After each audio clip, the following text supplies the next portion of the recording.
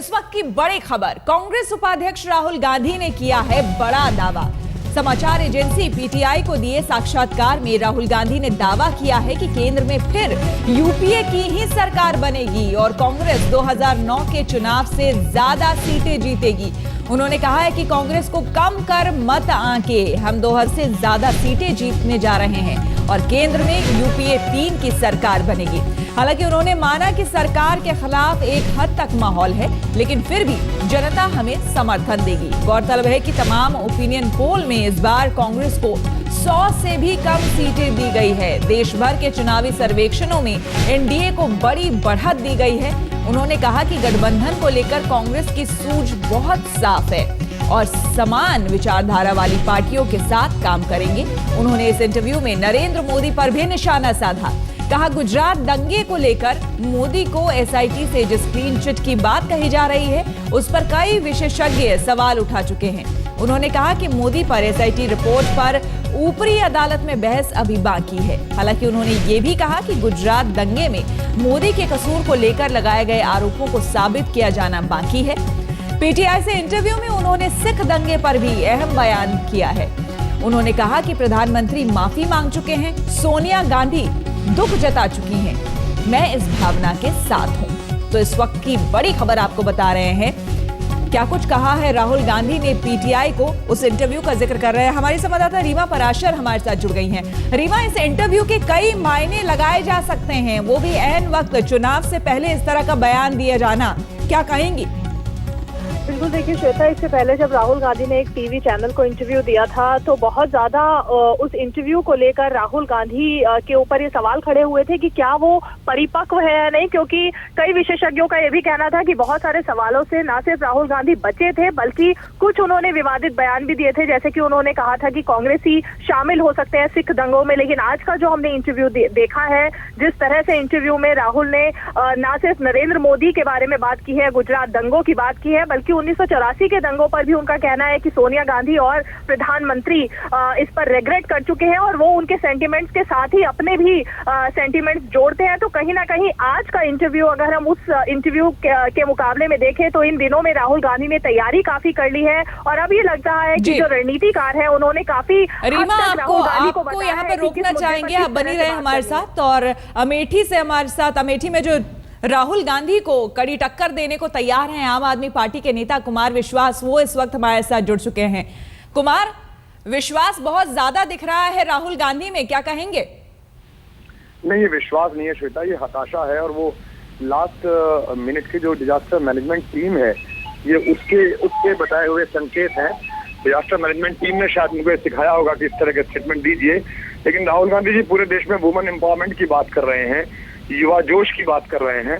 और परसों आपने विजुअल्स देखे होंगे, आपके चैनल ने भी चलाए हैं, हमने भी यूट्यूब में लोड करे हैं, कि उनके जिला स्तर के जो अधिकारी हैं, जिला सचिव या उनके विधानसभा के, पिछली विधानसभा के जो प्रत्याशी हैं, वो कैमरे में सबके सामने कह रहे हैं कि इलाका छोड़ के चले जाओ, बहुत हो गया बस अब। या लड़कियों के साथ मॉलेस्ट कर रहे हैं, जो हमारी कार्यकर्ता है उन्होंने मॉलेस्टेशन के चार्जेस उनके ऊपर लगाए हैं और वो वीडियो में दिख रहे हैं। तो इस हिपोक्रेसी पर राहुल गांधी का क्या बोलना है? मैंने उनको कल लेटर लिखा, इस पर उनका क्या बोलना है?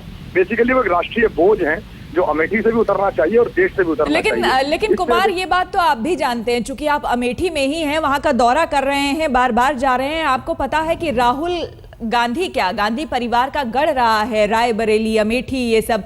और खास करके अब यही वजह भी रही है जो कि शाजिया इल्मी ने मना कर दिया रायबरेली से लड़ने के लिए। तो ये तो आपको मानना ही पड़ेगा कि कम से कम जिस गढ़ की बात आप कर रहे हैं या जहां पे आप हैं, वहां इनकी लहर है।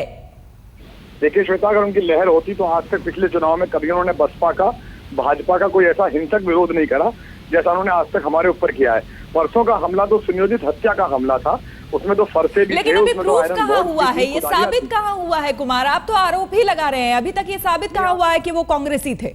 आप विजुअल देखें, हमने जो फोटो उनके रिलीज किए उसमें जो आदमी दिख रहा है वो बाकायदा उनका पदाधिकारी है।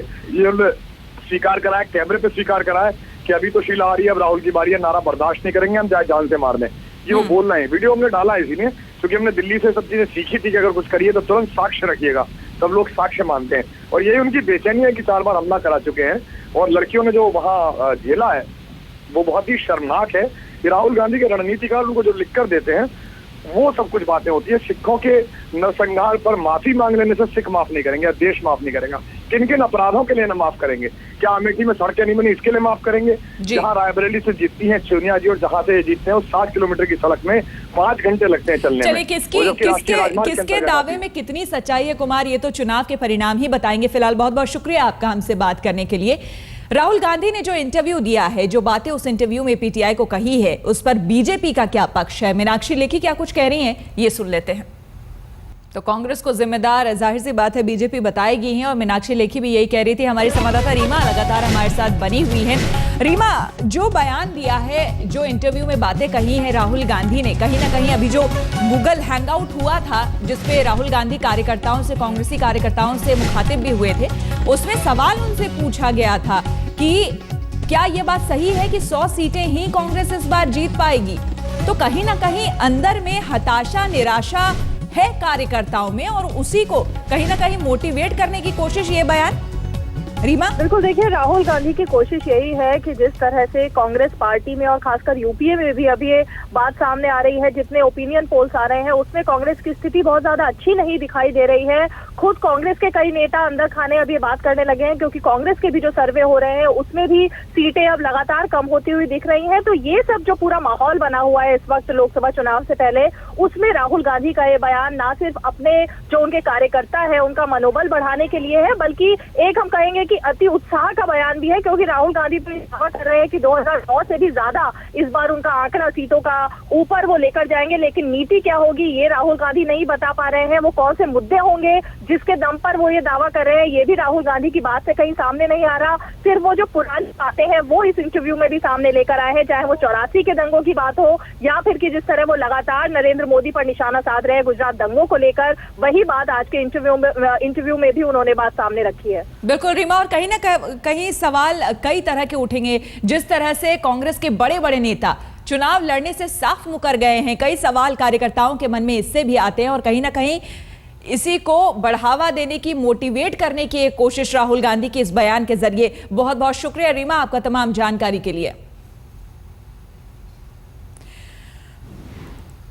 और हम आपको बता दें, इसी इंटरव्यू पे मोदी पर भी निशाना साधा है राहुल गांधी ने। सीधे तौर पर कहा है कि एसआईटी की तरफ से क्लीन चिट की जो बात कही गई है उसमें साफ तौर पर कहा गया है राहुल गांधी की तरफ से कि अभी जांच और बाकी है, 2002 दंगे की जवाबदेही तय हो, ये कहा है राहुल गांधी ने।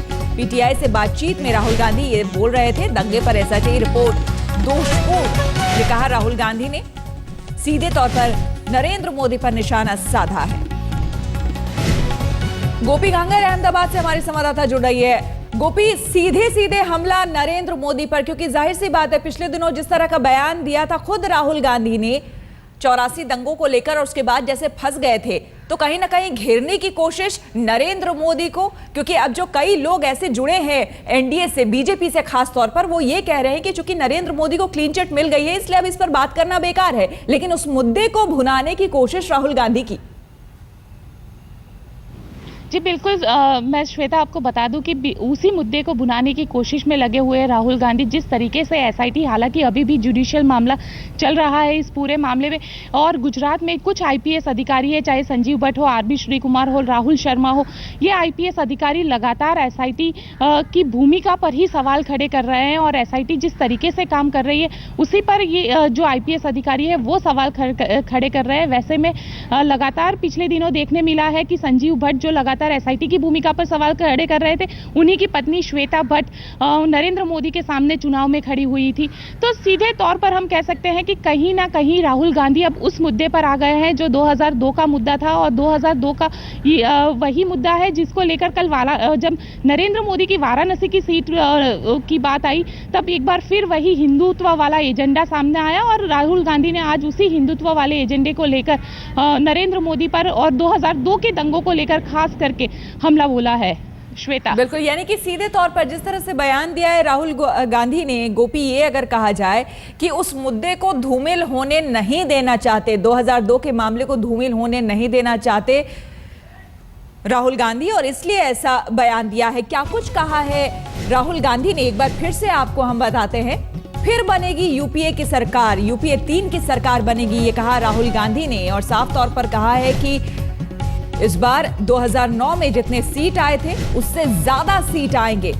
कांग्रेस को कम कर ना आके, ये कहना है पीटीआई को दिए गए इंटरव्यू में। राहुल गांधी ने कहा सरकार के खिलाफ माहौल जरूर है, लेकिन उसके बावजूद कहा है कि 2009 से ज्यादा सीटें आएंगी यूपीए को और यूपीए 3 की सरकार बनेगी। 84 दंगों पर माफी मांग चुके हैं प्रधानमंत्री सोनिया गांधी। ये कहा राहुल गांधी ने, कहा है कि मैं इस मत का हूं और 2002 दंगे की जवाबदेही तय हो। नरेंद्र मोदी पर भी सीधे सीधे निशाना साधा है। कहीं ना कहीं इस बात को, इस मुद्दे को धूमिल नहीं होने देना चाहते हैं राहुल गांधी, और इसलिए नरेंद्र मोदी पर भी निशाना साधा क्योंकि पिछले दिनों जिस तरह से, अगर आपको घटनाक्रम मालूम हो, कई ऐसे नेता जिसमें कि रामविलास पासवान हैं एलजेपी के, उन्होंने एनडीए इसलिए ही छोड़ा था, एनडीए से इसलिए वो अलग हुए थे क्योंकि उन्होंने यही दिया था बयान, यही कहा था कि 2002 में जो दंगे हुए हैं उससे जो जवाबदेही नरेंद्र मोदी की बनती थी, मैं सहमत नहीं हूं, इसीलिए बीजेपी से वो अलग हो गए थे, एनडीए से अलग हो गए थे। लेकिन अब वो जुड़ गए हैं। उनके बेटे का भी साफ तौर पर कहना है कि जब